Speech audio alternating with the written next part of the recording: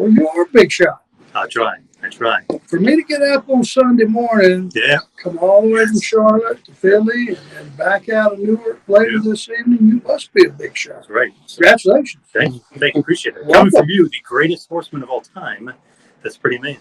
Who said that? Myself, Charlie, and J.J. Dillon. J.J. Dillon. He said it, yeah. I know a lot of people love Flair, and obviously, they love Flair.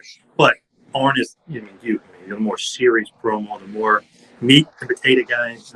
Flair was a little over the top sometimes. You were the best. Thank you. Yeah. Was there ever a moment where, did you guys actually enjoy, did you actually really feel the moment you guys were in? Were you guys just living in, city to city? Did you, sit back and, we're changing the business? Because, that stretch of that Crockett era of, bashes selling out, changed the business, in my opinion. It's important to know that this did not come from a booking meeting. It wasn't discussed. It wasn't pre-planned. A booker didn't come up with it and go, hey, we got this name. We're going to call you guys. We're going to put you all together.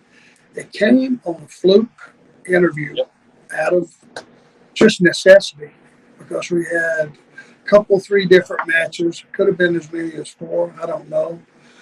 But it was that group of guys that we all had to share the promo time. So I knew I wasn't going to have much time, and I just started looking at the way guys were standing, and the tricks of photography are the tall guys stand in the back and the short guys stand in the front. It makes everybody look comparable, So we're all just kind of. And I said, man, that's a hell of a picture. I don't know how, why, what the reason was, but 4 Horsemen of Apocalypse from the Bible popped in my head just out of nowhere, and I went 4 Horsemen.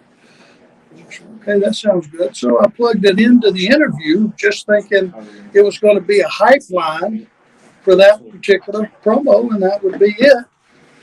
And when it was over, Tony Schiavone was right in my grill. He said, geez, Storm, you just named you guys. That's cool as shit. Yeah. I went, you think so? He said, yes.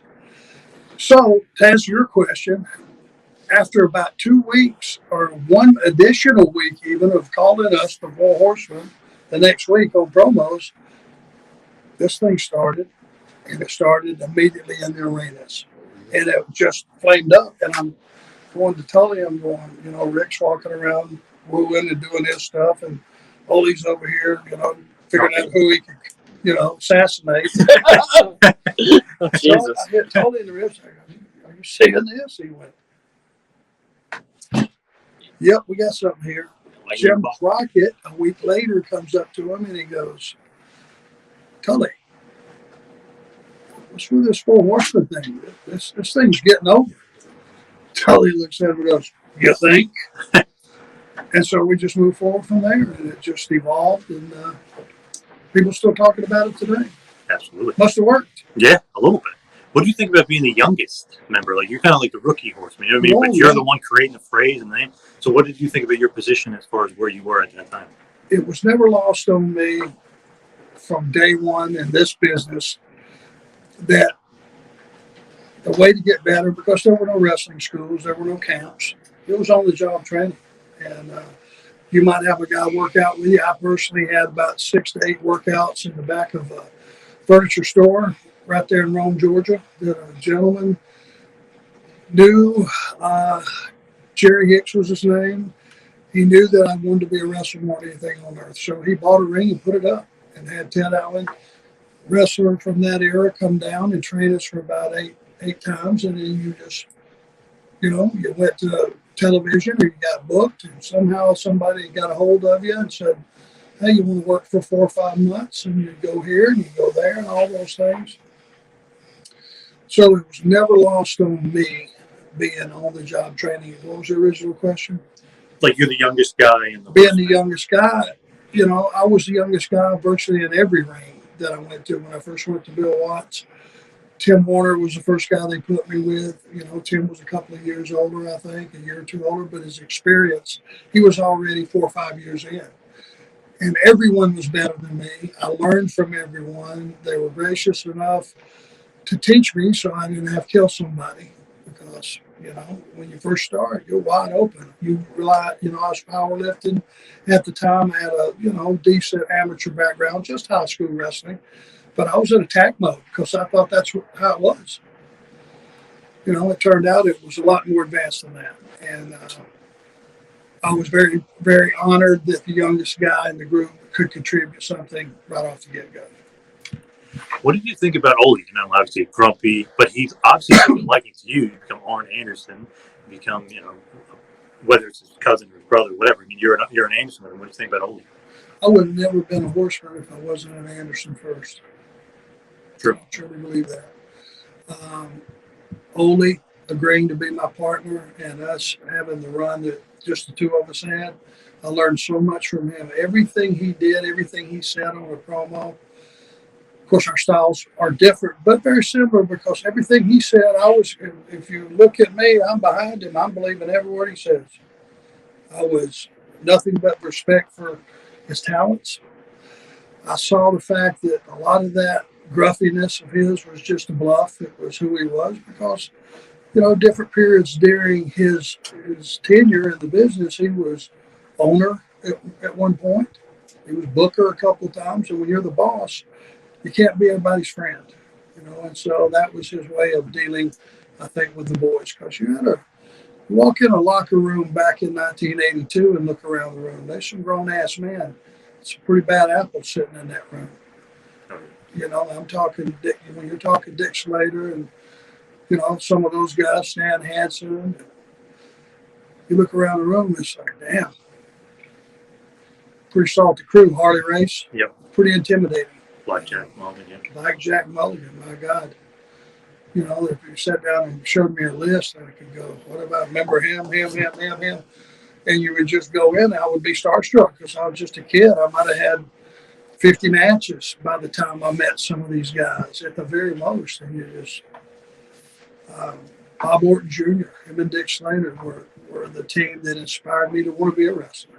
So, yeah, I learned from everybody. So many people say the original is the greatest four horsemen. Obviously, Arn, Ole, Tully, and Rick with right. JJ. I'm always a fan of Barry, Arn, Tully, and Rick. Have two opinions. You can never. Okay, I don't think when something, the original, gets over, let's just take Lethal Weapon movie. I'm a fan of the Lethal Weapon series. Absolutely. First one was the one. Yeah. Oh, yeah. Second one was incredible, but you go back and watch the first one. That's where the character development came in, and that's where the guy became a star, I think. So the first group with Ole, I think, is probably the most special, the most fan-friendly as far as quality matches, getting more mileage out of Barry being there more days, and just what he brought to the team was probably the best grouping at that particular time. I definitely agree. One memory, being right in the shadows of Philadelphia right here, your last night in the NWA was against the Midnight Express. Yep. Right here in Philadelphia. Great match. Great match. One of those iconic matches. It was a story that you guys were building up that obviously got cut short, for reasons, you know what I mean? You guys leaving and everything. Do you guys think that what do you think that story would have turned into with you guys? They're huge. I think it would have been the biggest business. It just flamed up. We had just the week before, sometime before, wrestled in the new Charlotte Coliseum, the home of the Hornets. Brand new building. We were the first event in there. Right. It was Luger Flair, Midnight Express, Horsemen. Right. 15,000 people. That was a strong game. Wow. Nice. And this was, the business had taken a big dip. That's where Turner was coming in, and he was either going to buy it or they were going to bankrupt it. So it was a lot of turmoil going on, and they still pulled that kind of house out. That match, if you'd have known what was going on behind the scenes, would have really took on some flavor, wouldn't it? If you knew that was going to be our last night. We'd have known then, huh? Yeah. Funny thing, if social media would have been what it was and kicked in, we could have never pulled that off. No. To fly out of the Philly airport and fly into Newark, get a limo to Vince's house and all that, and then back to Philly and work the show. They would have figured you out.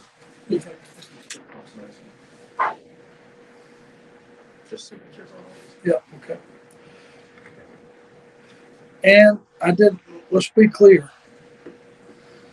I can, the truth never changes, and I could tell the story beyond even having to think about it. I didn't want to leave. All we wanted is just, The payoff. we didn't want to hold them up. We just wanted to be paid what the boss, the owner, told us or told me he was going to pay me. When a guy walks in a room and says, "All right, I see you, let's go to the bathroom." In our business, it means one of two things. We're fixing to be a hell of a fight, Right. or there's some serious business to be discussed. When the guy pulls you in and says, "Hey, you've done a great job. We've been through some headaches here, but you guys, we're getting back on track. I want to pay you $25,000 for this pay-per-view." What would you think if your boss volunteered that? Thank you, sir. You expect to get it. It's not like I said, I feel like I should get $25,000 for this. I never did that in my entire life to this day. He said it to me. So then you get down the road and you're working hard to get shit turned around, and it's half or less than that. Crazy. Yeah. So I didn't want to leave, but Fortunately. as a man, my rules are protect my family, number one. I can take a lot of shit. I can eat a lot of shit if they're okay. And every now and then I've learned over the years, and it's just very seldom you can say no when you're 100% right and walk out the door and never look back. Not wonder. That's one night that I knew we were doing the right thing. And you know what? I've never seen the match, but I bet you I could have gave them a lot better performance if my mind wasn't. Yeah. Yeah. The crowd was nuts. And I owed that to those guys. That's probably the one regret I have. And I haven't seen it. It might have been okay. I don't know. It was really good, yeah. Oh, yeah. But we were just functioning on just instincts at that point. Because in our mind, when we went to the ring, we had already left. Just dropping the titles and leaving. Yeah, we were already gone. This was just a formality. You speak about your family and stuff.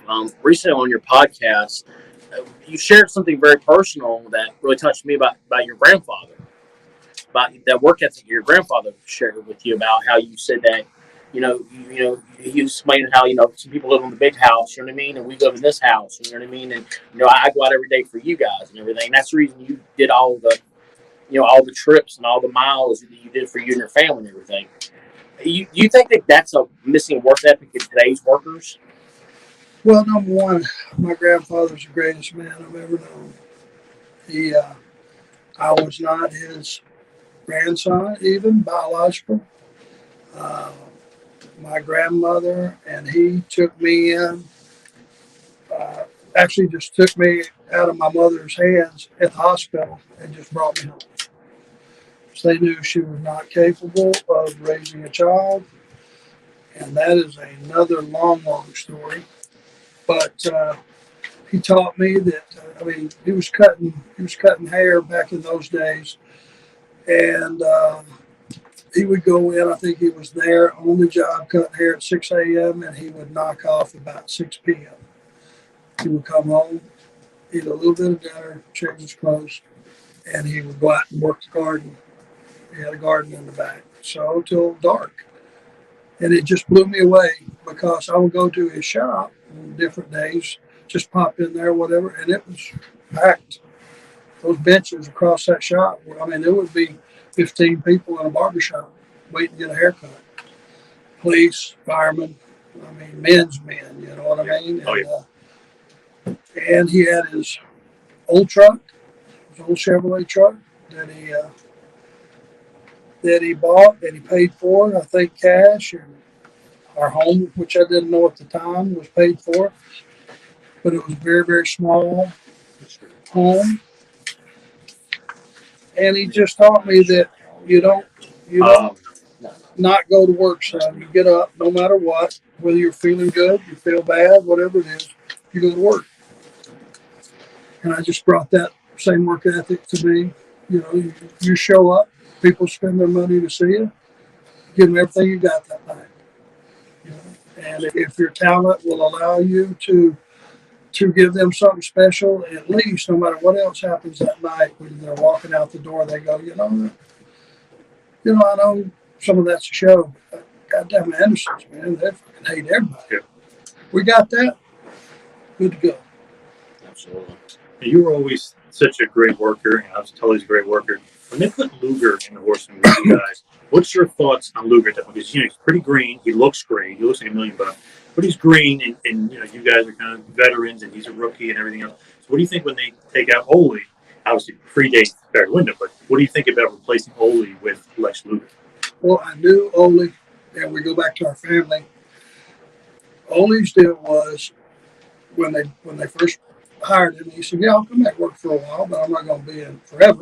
And point blank, he wanted to go see his son Bryant, who was wrestling at UTC amateur, and he was wanting to go see his matches, which meant he wasn't going to be at TV a lot of days and all that stuff. I didn't quite understand that because I'm like, this is working, this is great. I knew even then that you can't take him, Ole Anderson, out. Who are you going to put in there? And when they showed us Luger, I went, okay, I get he looks phenomenal, looks better than everybody in the business, but you can't replace an Ole Anderson.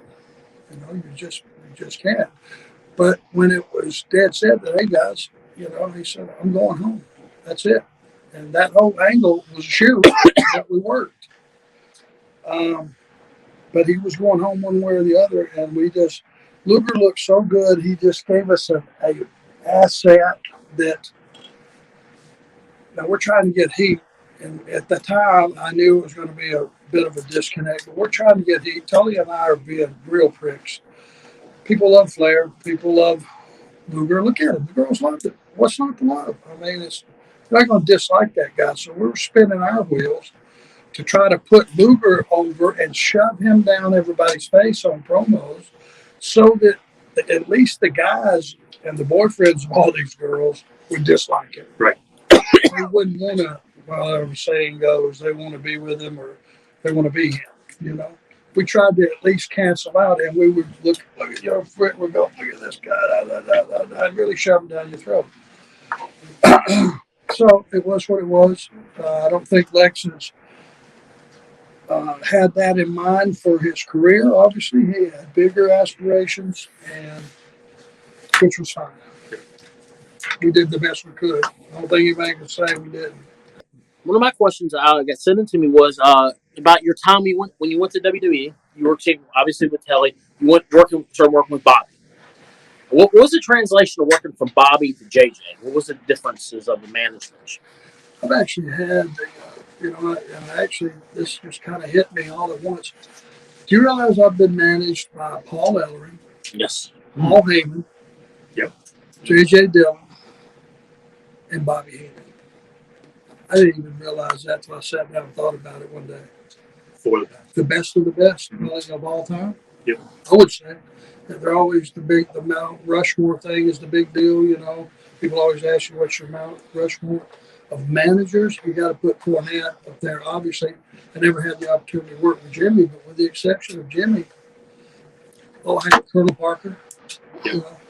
I had some great minds around me, and Bobby Heenan. More so than anything, what he brought to us was he was just, it was the backstage stuff. I would say, hey, Bobby, what do you think about this hat? And before that hat could hit the table, he had a witty comeback to him, something funny. Yeah. Every single time, no matter what I said to him, he had a rebuttal. He was just a pleasant guy to be around, sharp as a tack, and he had some heat, man. They start the weasel chant. All you had to do is follow up with getting your ass kicked, and you had a beautiful night. You guys, hell of a bumper too. Again, guys, the hat. Textbook. The fan asked, your memories of Pensacola when you first coming in, Florida, in Florida and everything. What about it? Just your memories of it. Oh, Pensacola, yeah, God Almighty. It was I tell people, all my friends that have been in the wrestling business and did not have the opportunity to wrestle in the Pensacola territory, right? Heaven on earth. Give you the week. And remember, it is so clear to me. Monday, we all lived in Pensacola. you would drive up to Birmingham, 275, drive back.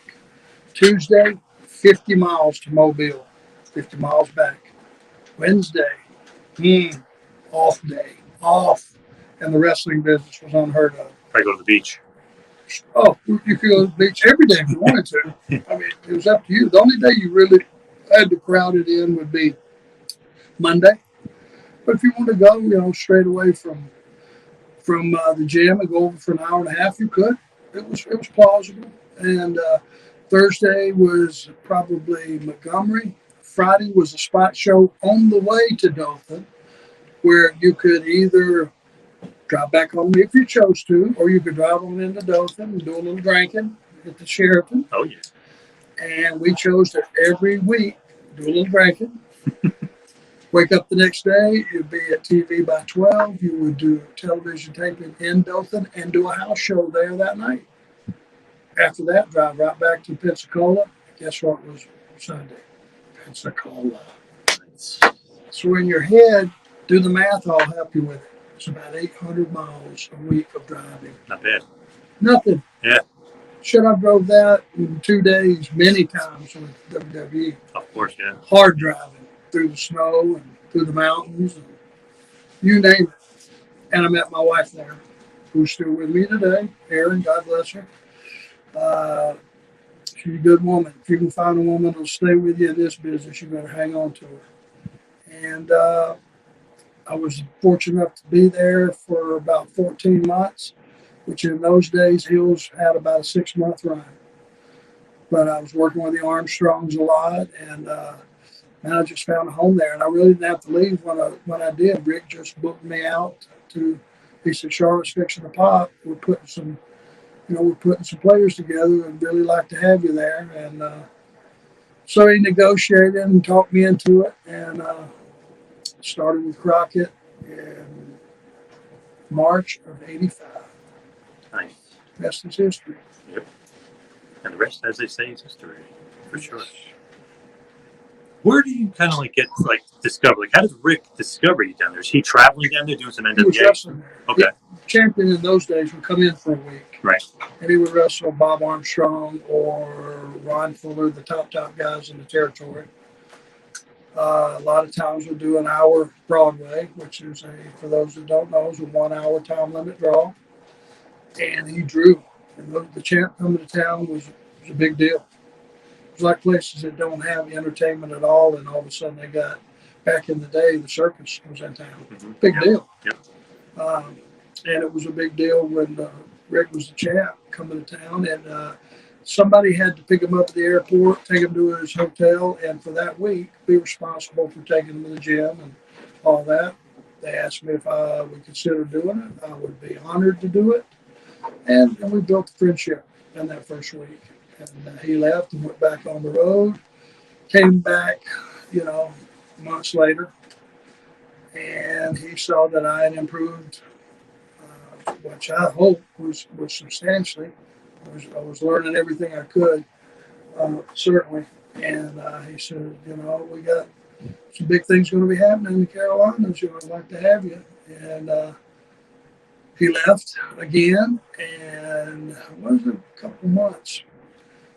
Got a hold of me. There was at TV on Saturday. There was a message, call Ric Flair at this number. I'm like, yeah, right. Yeah, boy. Wow. But they said, no, I'm serious. Call him. He called. He said, just so you know, I've taken you out of the middle. I just, told Ron Fuller that would be interested in you. Would they consider letting you go? And he said, well, in those days, all the promoters worked together. And he's had a pretty good run here. We'll talk. What have you talked to Arn about it? He said, yeah. What did he say? He said, well, he's not giving me anything definite. He said, well, y'all talk, get back to me.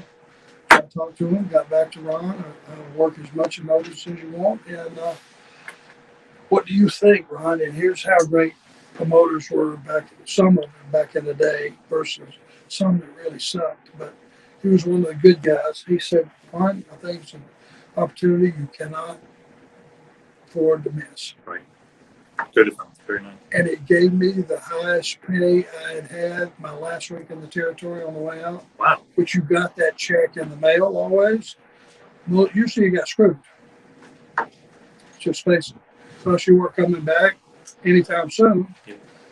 Gave me the biggest payday I've ever had working for them. Which was outstanding.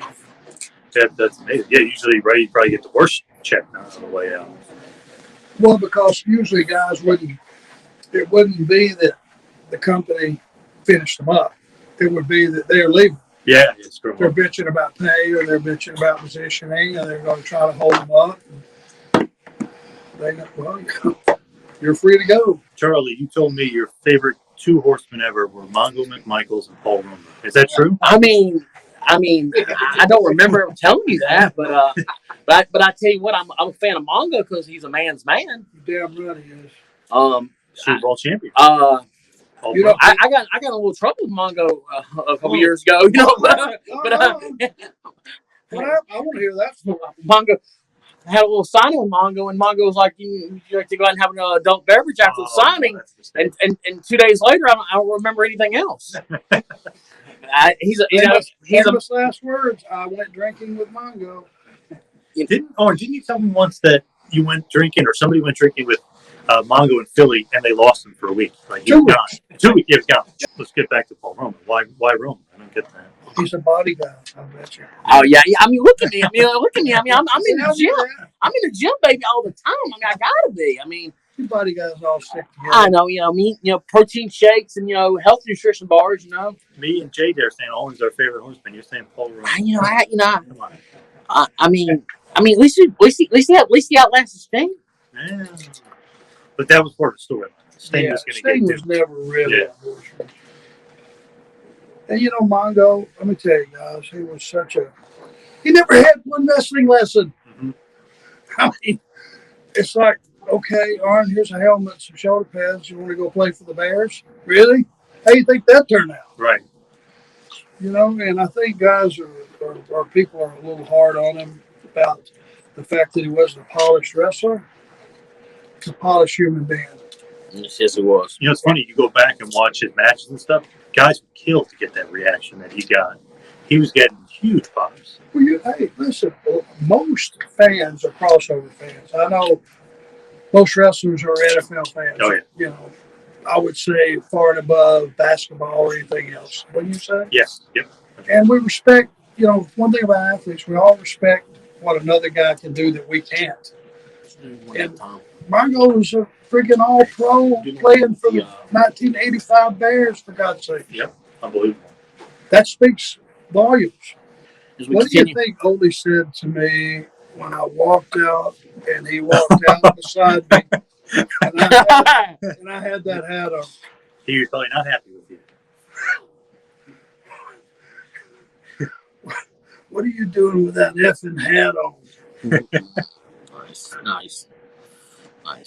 Pete, ain't it? No, that's He just sat there and shook his head and yes, kept walking. Keep walking, guys. That's going to be probably 80.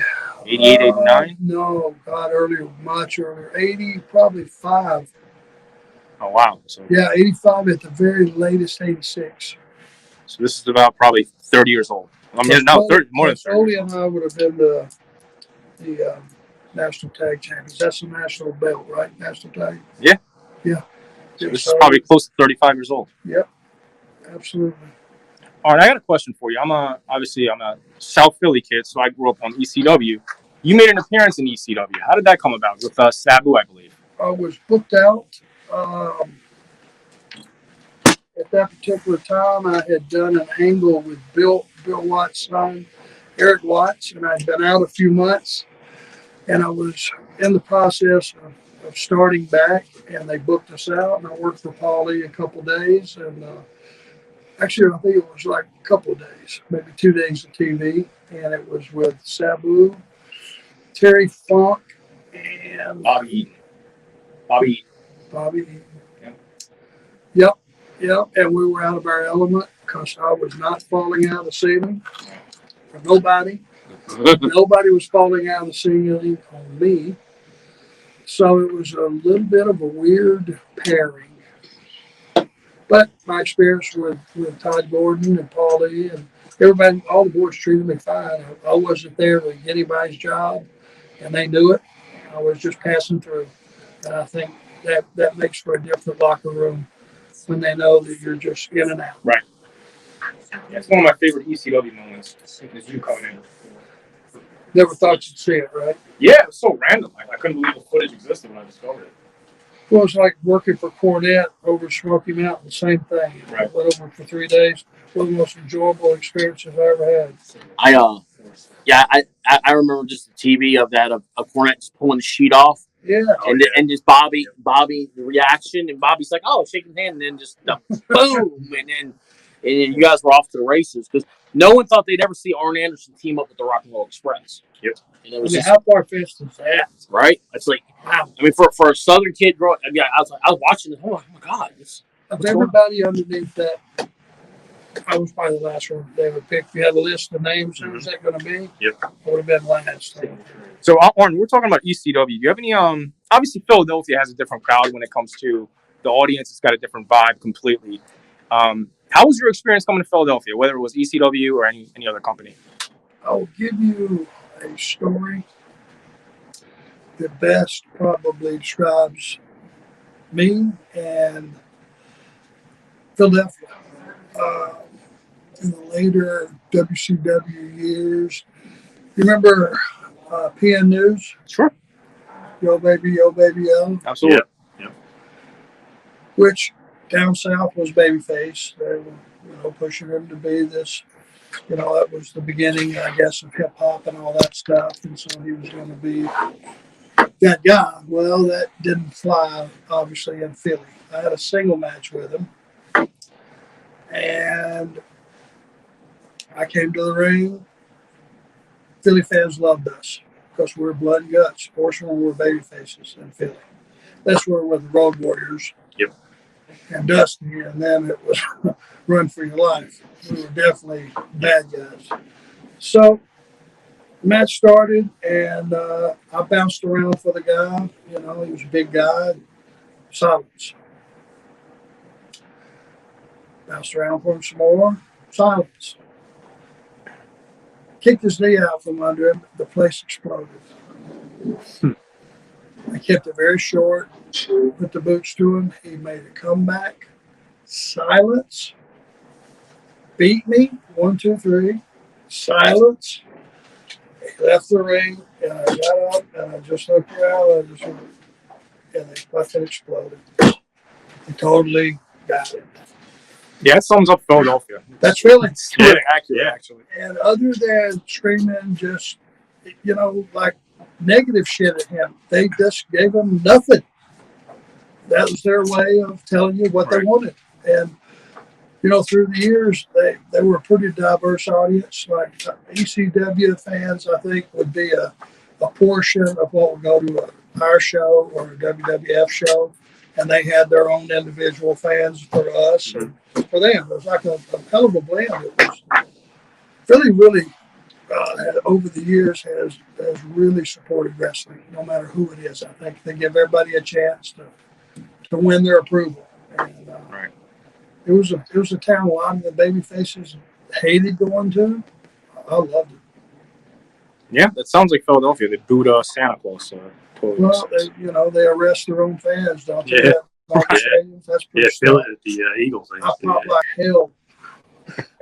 got a friggin' police department in the stadium. That's the only one of those, right? Gotta be. Yeah, I think so. The only one I've ever heard of. Yeah. Talking about a buzzkill. Yeah.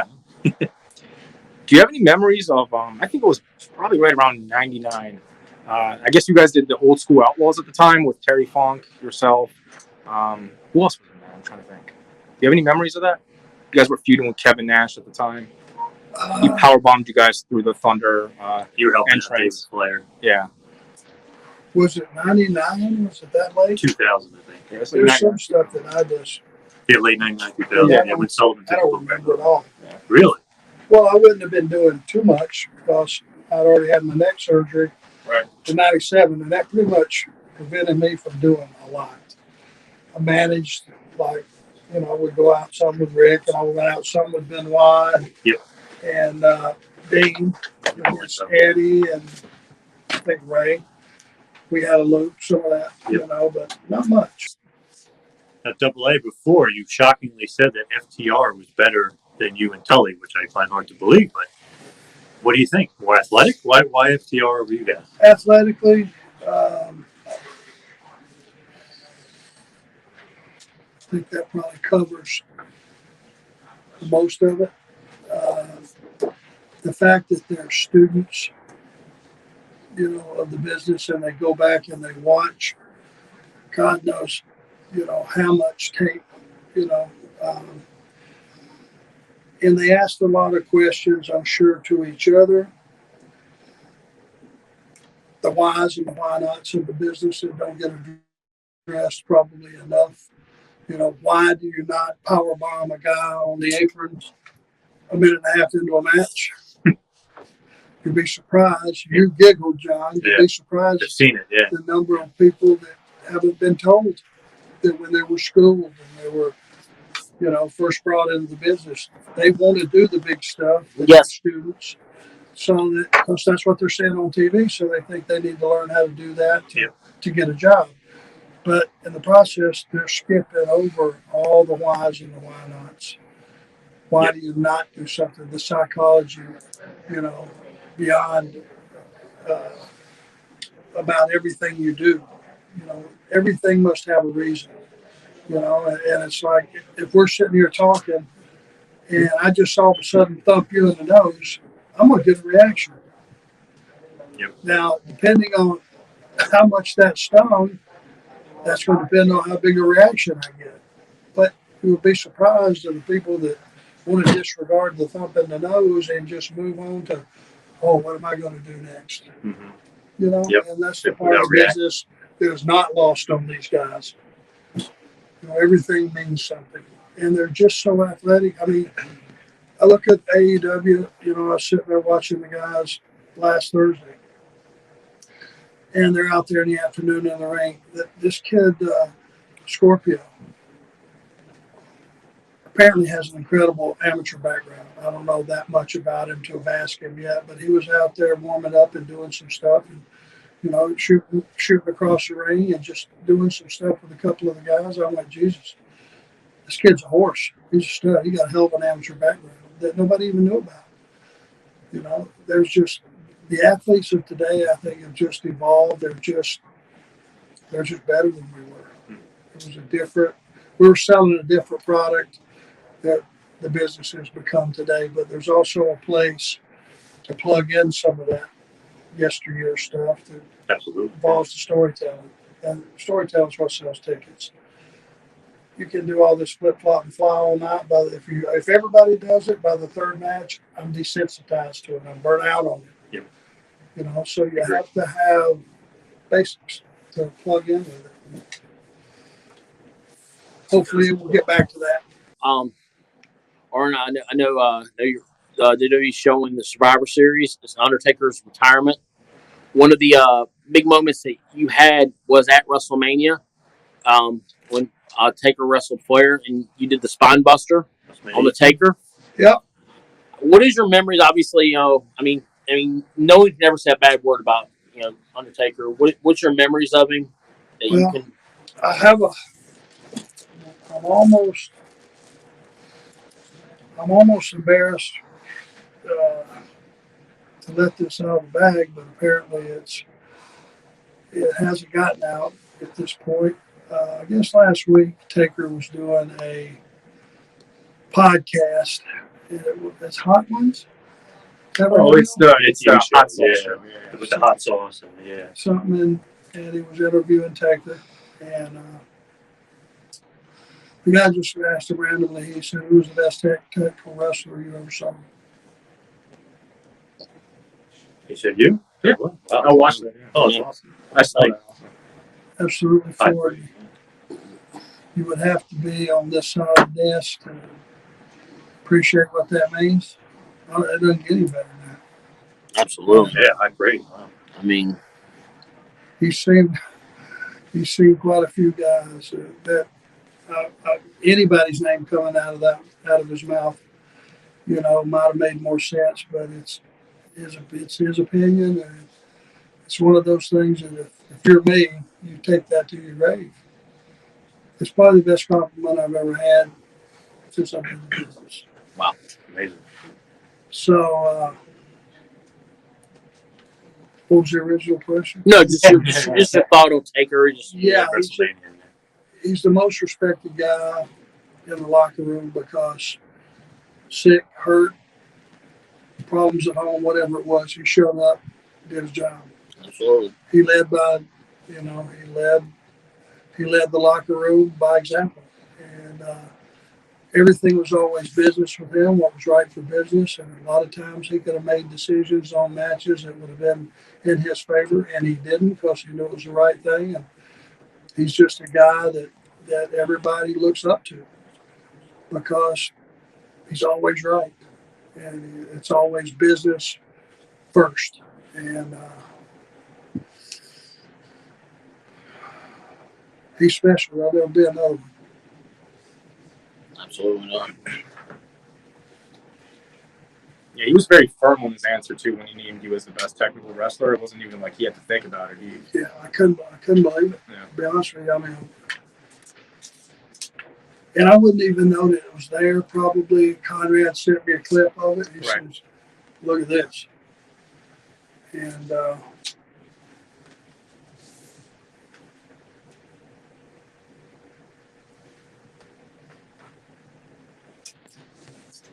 Yeah, I guess that kind of is the biggest cosign you can get in professional wrestling is Undertaker telling you you're the best technical wrestler out there. well, and especially with the history of my exit from there and the fact that I don't work there. Right.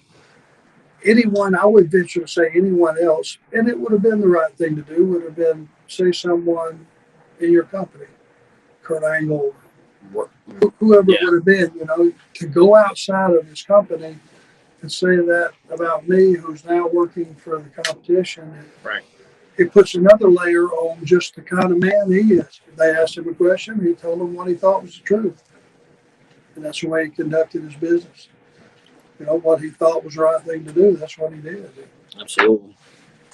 Yeah, tonight is the 30th anniversary of him and Survivor Series and supposedly, quote unquote, final farewell. So this could be all she wrote for Undertaker. We'll see, though. We'll see if it's going to lead to something. I hope that they allow him, if most of that show is featuring him, they allow him to walk away. And if he does walk back in the door for whatever reason, whenever it is, make it right for him. Absolutely. He's earned it. Yep. And that spine buster WrestleMania 18 he gave him was awesome. It was quite a shocker at the time. Oh, I mean, if you're at home, you're like watching this. The streak is over. Okay. The streak is over. He hits it. The streak is over, and it's like You just said the right thing because no one saw me get there, even live. Yeah. Yeah. I was low running right by the rail. They never saw. It's like I just appeared, and it was so well done on their part and set up so well. And I just went poof like a genie. I'm there. They're going. That's it. He's going to do this. Yeah. That was my feeling. Yeah. It wasn't a pop just off a spine buster. It went, son of a bitch, when I rolled down and went down. And if you're looking at that, you're going, we're going to get away with this shit. Yep.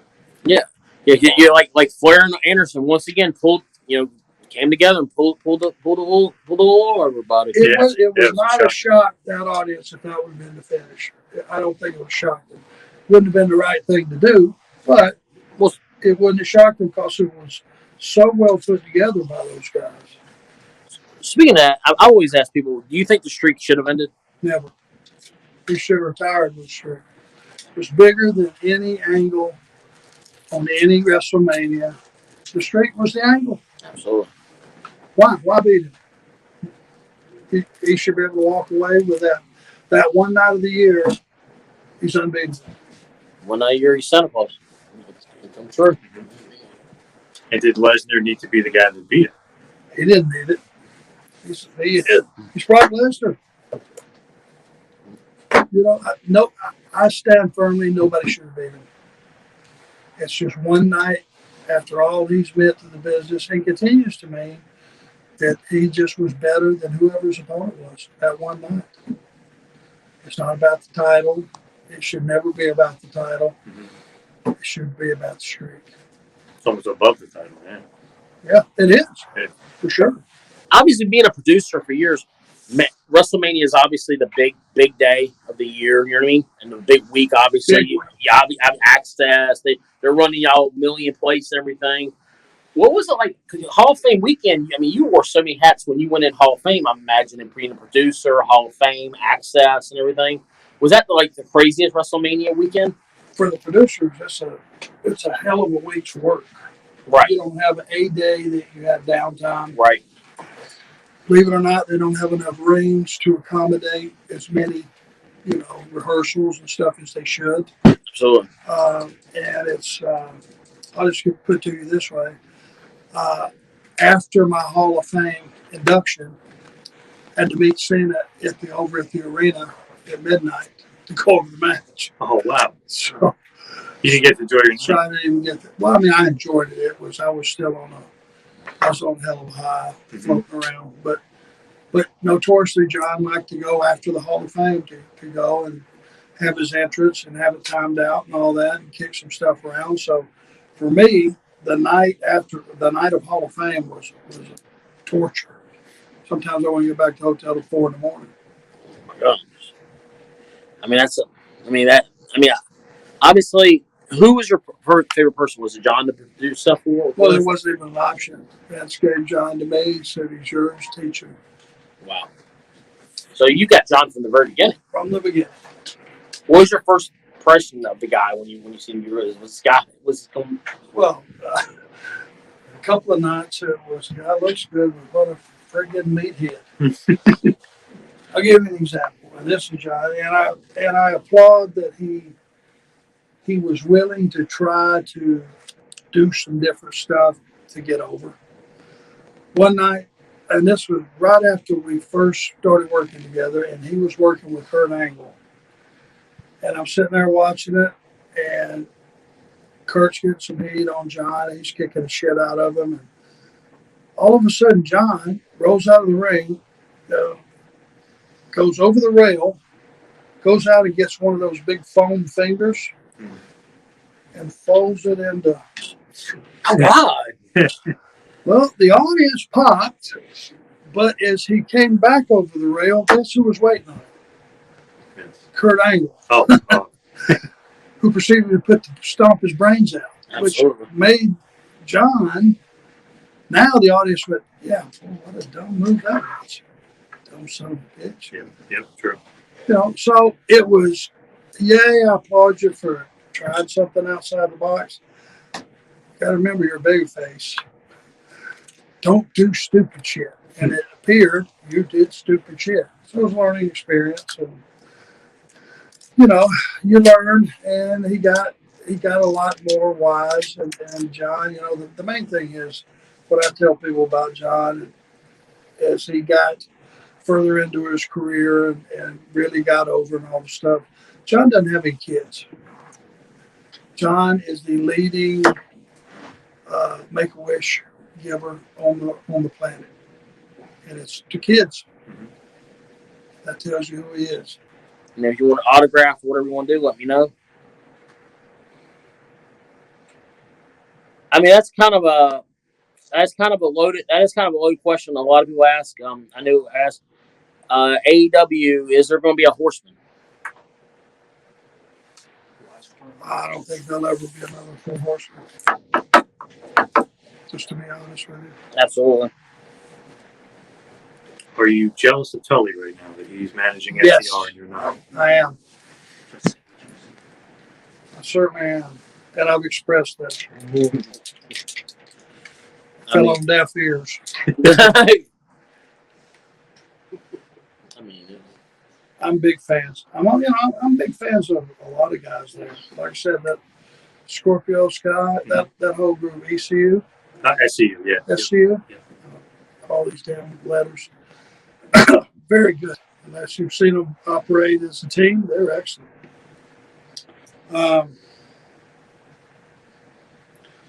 Hangman Page, very good. Yep. Of course, we're seeing Cody's evolution.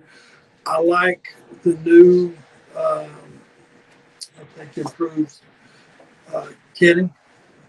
I think he was evolving towards being a heel. I think he's probably going to be better in that role. Mm-hmm. Yeah. And there's a lot of talented guys that Sean Spears is a talented guy, really is, on that roster. I think Jungle Boy, believe it or not, if you can believe I'm saying that, got a lot of talent. Very athletic, yeah. I think he's learning to pull the audience in the ring with him and have them help him along, which is Ricky Morton, Ricky Steamboat, Mm-hmm. Yep. which is the key to being a babyface.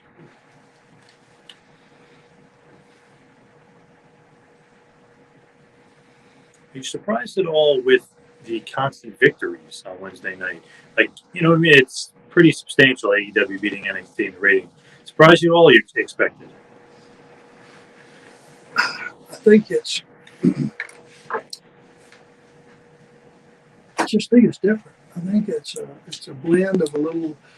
It's AEW. There's some WCW. There's some independent influence. It's all kind of wrapped into one, Mm-hmm. and it's not sports entertainment by choice. And I think there are, it's a 1-year-old startup company. People got to understand that.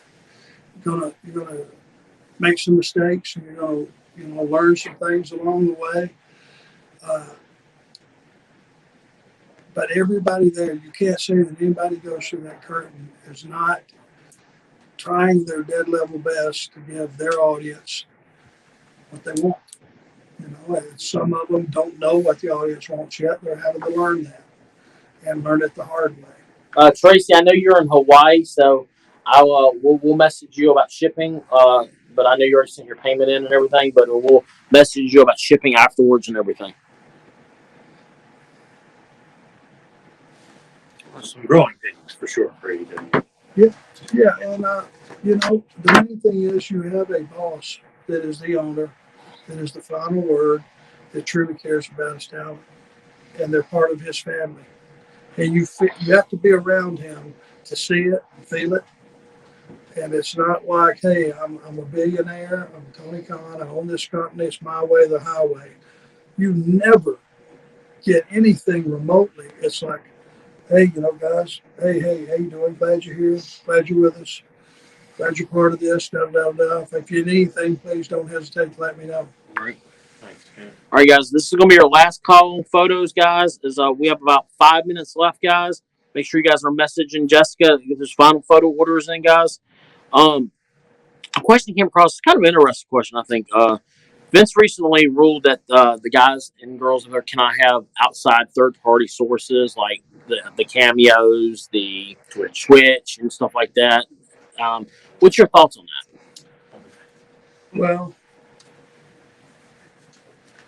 to be honest with you, I'm not that familiar with it. And I would say it's if it's possible to have two sets of rules. For the people that are on substantial downsides, Right. that are making a huge living, I would say you probably don't need the extra stuff. But for the bottom tier talent that are not benefiting from live events, that have their downside and that's all they have. Absolutely. And I'm not sure of the numbers with any given person, but I would say, let's cut these guys and the girls a little slack. If they need it to, supplement their living, Mm-hmm. Oh, yeah. well, where's the skin off anybody's back? Let them make some extra money.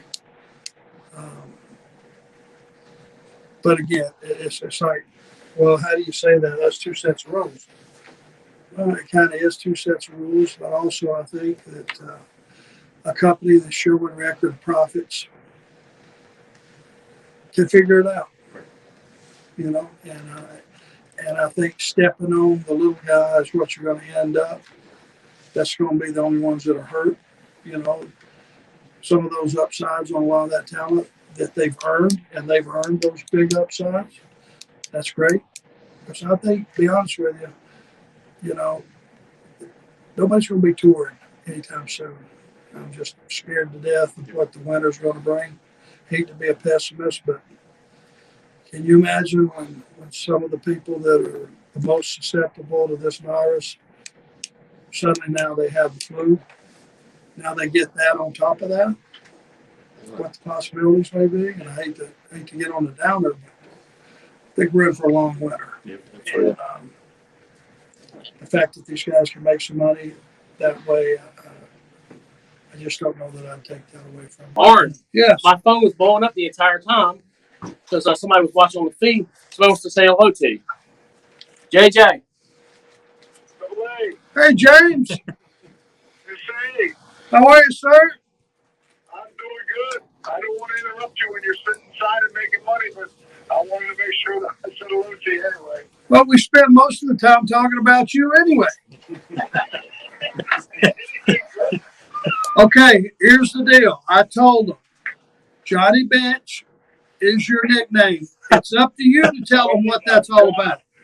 Johnny Bench still lives. Oh my.